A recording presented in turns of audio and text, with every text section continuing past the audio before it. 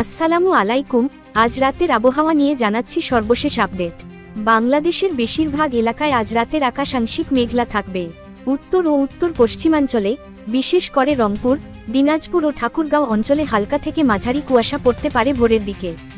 এর ফলে ভোরে তাপমাত্রা সামান্য কমে যাবে এবং শরতের শীতল আমেজ আরও স্পষ্টভাবে টের পাওয়া যাবে।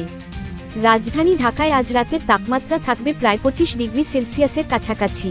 মাঝে মাঝে আকাশে মেঘ জমলেও বৃষ্টিপাতের সম্ভাবনা খুবই কম, তবে আর্দ্রতার পরিমাণ বেশি থাকায় গুমোট ভাব অনুভূত হতে পারে। চট্টগ্রাম, কক্সবাজার ও বরিশাল উপকূলে দক্ষিণ পূর্ব দিক থেকে হালকা থেকে মাঝারি গতির বাতাস বইতে পারে। সমুদ্র এখনও মাঝারি অবস্থায় থাকলেও জেলেদের অগভীর সাগরে যাত্রার সময় সতর্ক থাকার পরামর্শ দেওয়া হচ্ছে। পশ্চিমবঙ্গের আবহাওয়াতেও আজ রাতটা তুলনামূলকভাবে শান্ত থাকবে।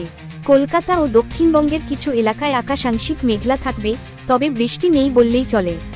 উত্তরবঙ্গের দিকে হালকা ঠান্ডা বাতাস প্রবাহিত হতে পারে।